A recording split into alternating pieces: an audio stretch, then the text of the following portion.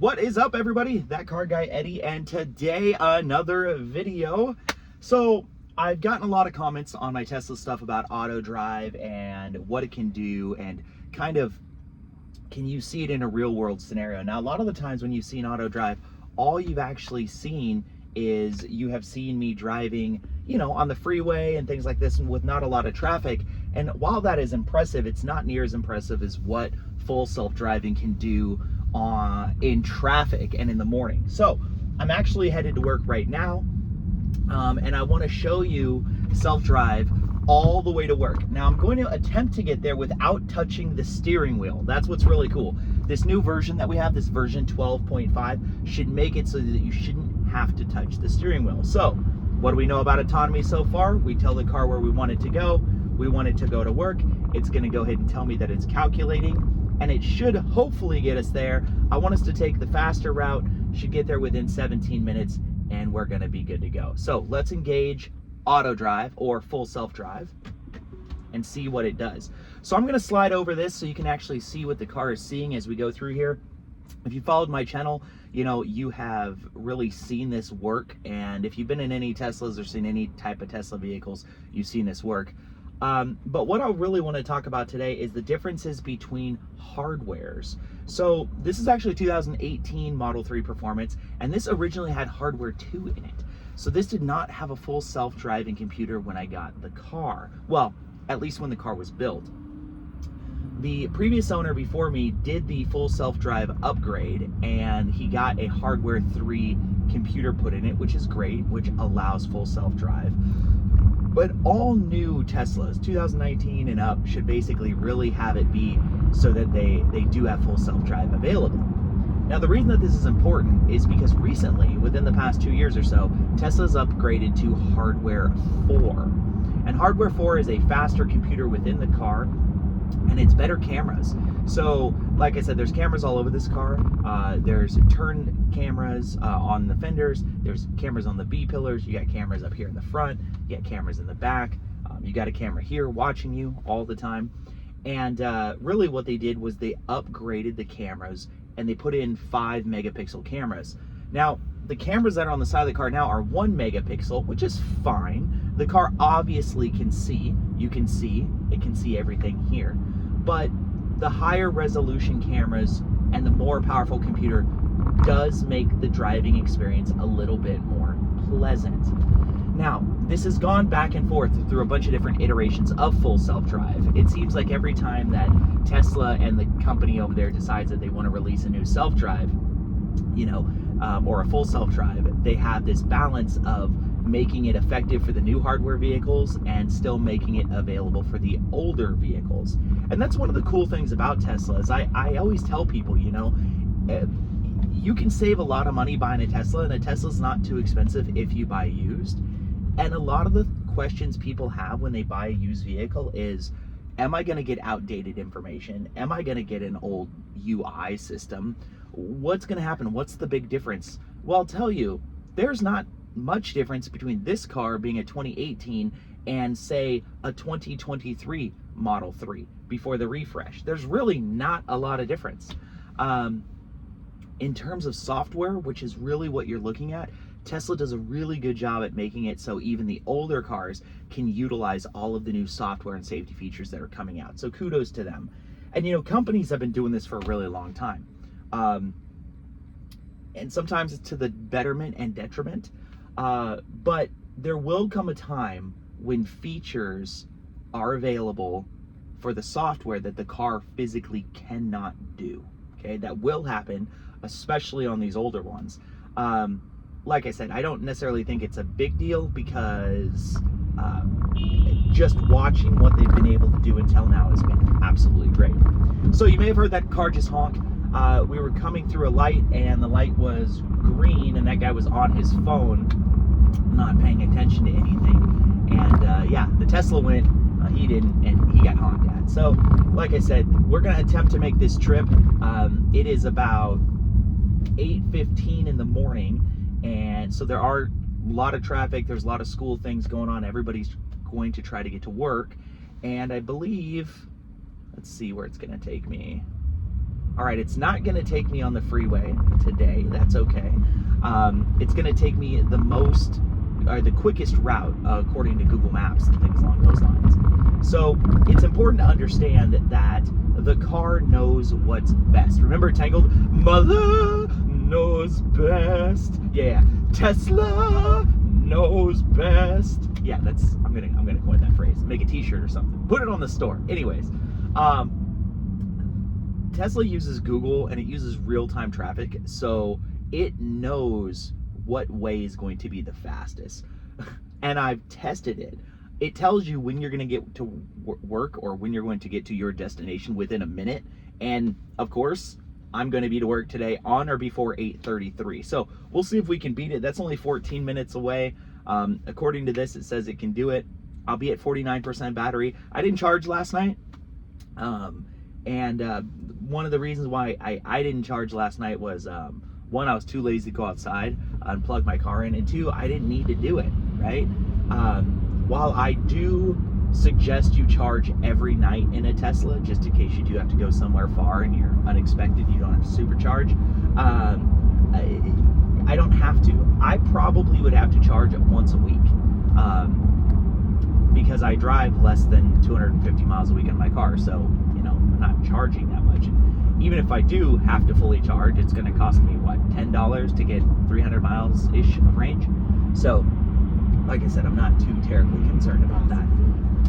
All right, so what is the car doing? And let's keep talking about this hardware 3 versus hardware 4 thing. So hardware 4 is not all what it's cut out to be. In fact, if you're looking to buy a Tesla, some people are going to say, well, I want a hardware 4 car. I don't want anything with hardware 3 because of the backwards capability. I will tell you that hardware 4 does have a little bit of limitations. There's no ultrasonic sensors on hardware 4. It uses something called Tesla Vision. And what I mean by this is when you see me driving, of course you're going to see the lines and you're going to see the road and you're going to see the sidewalk and things like this. But when I get near things, you're also going to see around the car, you might be able to see there's like a yellow curve, and what that is the ultrasonic sensors that are in the car. So the car has ultrasonic sensors in the bumper, which is actually old technology. Ultrasonic sensors are effectively old radar. They were, is it gonna go in front of this truck? Woo, that was stress. He ran a light, my light was green, he ran the red light. The Tesla was gonna go, and then the Tesla stopped because it saw that this jerk was gonna run a red light. You know what Tesla can't do? It can't give the finger for you. That's right, it can't give the finger for you. But full self-drive allows you to give the double finger. I love it. Okay, so anyways, ultrasonic sensors. So the older cars, hardware 3 cars, have ultrasonic sensors, and you'll see them. They're parking sensors. And there's a little bit of back and forth over the board about why they got rid of the ultrasonic sensors. One of the reasons why they say that they're a little bit too expensive and that Tesla is cutting cost. And that is true. Ultrasonic sensors aren't necessarily cheap, but I really don't think that they're crazy expensive either. When you're looking at a $30,000, $40,000 car, what's a $80 sensor or $60 sensor? But what Tesla is doing is Tesla's moving to Tesla Vision, and Tesla Vision says that instead of using ultrasonic sensors to see how close curbs and cars that are within 3 feet, because that's what the ultrasonics test is, within 3 feet, it can do it with just the cameras. And that's the big deal about the 5 megapixel camera, is that it can show depth of field a little better. If you see here, you'll see here the car, as cars get close within 3 feet, you'll see the ultrasonic sensor know that there's cars here. Now, this is important because it's not always done by lanes, right? And the reason that I like having the ultrasonic sensors is that if there's something physically on the ground that's going to stop you, like a curb, is it going to change lanes? There's nobody there. If there's something on the ground that's physically going to stop you, like a curb or something along those lines, it will see the curb and it will avoid the curb. You see? With Tesla Vision, I just don't think that it has the accuracy that ultrasonic sensors do. I really don't. If you've ever been to San Francisco or anywhere where you've seen a full self-driving car, they have all those like LiDAR all over them and everything. LiDAR is laser radar mix, effectively. Get it? LiDAR. And what that does is, that's a really, really expensive thing, but what it does is it maps the terrain and it sees everything. This sees the majority of stuff, but LiDAR, if you're looking for something that is absolutely perfect, LiDAR can see everything to make sure that it won't hit anything that's in the ground or anything that's on the road. The thing is that Tesla Vision doesn't use LiDAR. It uses vision. It uses what the camera is seeing, and the computer interprets what is there. So I don't know. Like I said, the technology is probably there. It's probably way smarter than I'm giving it credit for. But like I said, ultrasonic sensors are just kind of nice because it won't, well, I don't want to say that. I don't want to say it won't hit a curb. I'm going to say that it will probably have less of a chance of hitting a curb than Tesla Vision, because Tesla Vision doesn't ping radar, it just looks. And once again, radar is the way to go. So, for what that's worth. All right, so where are we? We are about halfway to work now at this point, and you know, we are 8 minutes. How long in the video? 11 minutes into the drive now, and we haven't had to touch the steering wheel one time, which is really cool. And that's the bonus of this new 12.5 software that you have. The auto drive was cool prior to this, the full self-drive, but it always required that you touch the steering wheel, touch the steering wheel, touch the steering wheel. And in Tesla world, they call that the nag, right? What they wanted you to do was they wanted you to have one hand on the steering wheel all the time. And if there wasn't any feedback, this thing would beep to you, hey, hey, hey, pay attention, touch the wheel, touch the wheel, touch the wheel. Well, now it has something called attention monitoring. Basically, what attention monitoring is not only is your Tesla watching things outside the car, the Tesla is watching what's in the car to make sure that you're paying attention. What this allows you to do is make YouTube videos. No, I'm just kidding. But seriously, it allows you to rest your hands, not have to touch the wheel for much longer intervals than ever before, as long as you're paying attention. And it knows you're paying attention because it can tell that you're looking forward, paying attention to the car.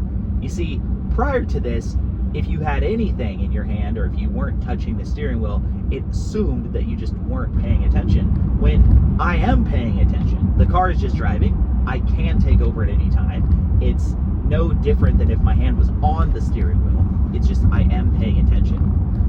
I will tell you that if I were to pick up my cell phone, which I can't because I'm recording on my cell phone, hashtag brand new camera angle, by the way, and I started texting on my cell phone, the car would see me texting and it will kick me out of auto drive. So that's one of the safety features, once again, of full autonomous driving, or FSD, is that the simple fact of the matter is if you're doing anything else and you're not really paying attention, Tesla's getting good at finding out what's going on the outside of the car. Tesla's getting really good at finding out what's going on the inside of the car, right? On the inside. So now that it knows what's going on the inside, it nags you less. And that was a big issue that a lot of people had when it came to full self-drive, is that, yeah, it's self-drive, but you still have to keep your hand on the wheel, you do have to shake it, things along those lines. Now you just don't have to do that. So, all right, so we are about 6 minutes away from my job now, about 2 miles, and we are coming up here on a little bit of a busier section of the road. There's a little bit more traffic up here normally. There are some lights. There are a lot of turn lanes, which you will see here, and also center merge and divide lanes. So one of the caveats that the car does, and you may see it along the stretch because there's a lot of intersections, and you'll see the intersections, you'll see the red light, you'll see all the cars parked over there. The car does a good job at knowing what's going on. But what I'm trying to show you is I'm trying to show you phantom braking. So whenever there are an update to the full self-drive, right? I was telling you in the beginning of the video that they have to do a balance between the new hardware and the old hardware, and they have to kind of find a balance of what it is. And a lot of companies do this, right? If you're a gamer, Xbox does this. They have the original Xbox One, and then they have the Xbox One X, Well, you can play the same games on the exact same console, just one is much slower and a little bit lower quality than the new one, and then there's all the ones in between. If you're a gamer, kind of think the same way of that about the Tesla, right? Is that you have all the different iterations of the hardware. Now, I don't know what Tesla's going to do moving forward. I don't know if they're going to allow you to do hardware retrofits. I don't see why they wouldn't. They would probably charge you for that, of course. And if you know, let me know down in the comments if they would charge you, or if you have paid for a hardware upgrade. Luckily, once again, because I bought this used, the guy before me paid for the hardware upgrade, so I have hardware 3 on here. All right, so what's going on here? So there are 2 lanes, and we're about to get 3 lanes wide here in just a minute after we pass all these businesses here. And this is a rather complicated piece of road. There's a lot going on. You have center traffic, you have people coming the other direction. You can see the ultrasonic sensors going on, and I have to make a right in half a mile. So the car just put on its blinker. It's getting over. Now we're in the middle lane, which is good. It needs to get over 1 lane here, and it's still got the blinker on, so it's trying to do it in 1 move. All right, it's getting over in front of the van. Very good. So the vehicle successfully got me over into the lane that I needed to go into within, quarter of a mile, basically, which is good. And it's going to go ahead and come up and make a right, and it navigated it just fine. So I was all concerned about that, and I was hoping to show you guys something on video where it like stood on the brakes or something wonky, but it didn't do it. It was perfect. So we are 1.1 miles away from our destination, and I am very, very, very curious if we're going to make it. Another thing is that my job is on a busy street, and the entrance to the school where I work is actually on the back side of the street. So it'll be interesting to see if it pulls into the parking lot or kind of what it does. But we're going to find out here in just a few minutes as it makes a right turn. Now, I don't like this intersection personally. There's, once again, a lot going on. It's a big intersection, which means it's very wide. There are a large amount of people who are crossing the road here. All right, so it's putting me in lane number 1. Came to a stop. That was nice. Now it's putting me over to lane number 2. Oh my gosh, the rocks. Did you just hear the rocks on the car? Ugh.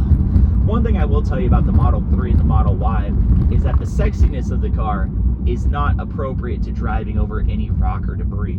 What I mean by that is that the body of the car isn't flat. Like if you're watching this and you look at other cars, you'll see that most cars go flat. Well, the Model 3 and the Model Y on the bottom of the doors actually concave in a little bit. I'm sure that's for styling purposes and also some aerodynamics, but because they curve in a little bit, your wheels will throw stuff all over the side of your Model 3 or Model Y. Just side note, just so you know. All right, so we're going up here, and okay, so this is really interesting now. Okay, I'm in the middle lane. I do have to get over here soon. I do have to cross this busy road. Well, the car has to cross this busy road. And then it's going to try to make me make a U-turn. Okay, now this is interesting. I have about half a mile until I have to make a U-turn, according to this. A U-turn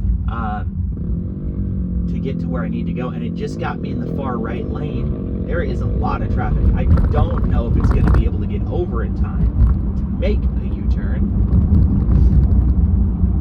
I really wish it would get over now. Now's the time. Now's the time because there's not traffic. You see, that's kind of the caveat to full self-drive is like, I know that there's no traffic way up there because I can see, but the car can't.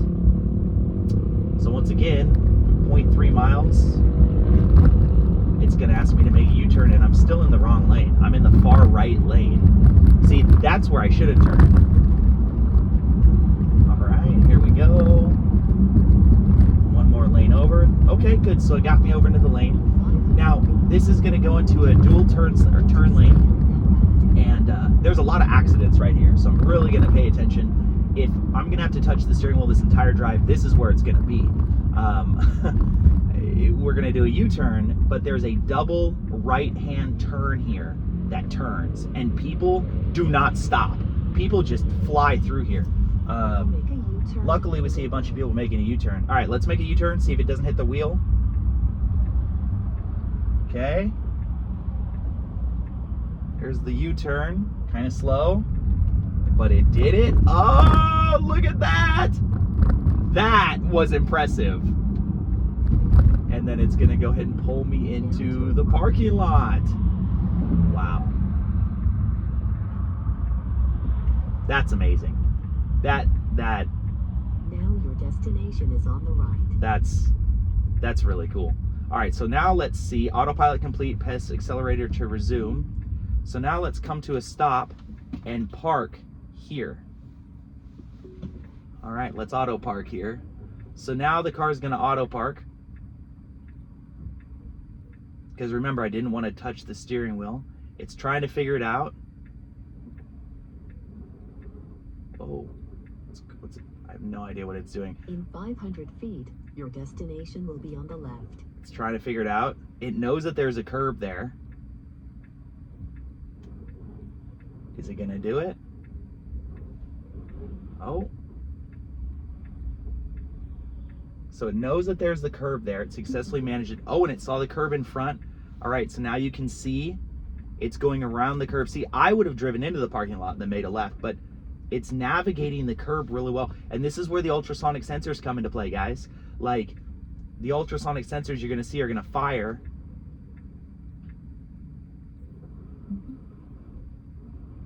So it's interesting. It looks like it's gonna put me in these two spots crooked, but that's okay. I mean, it tried. Stop.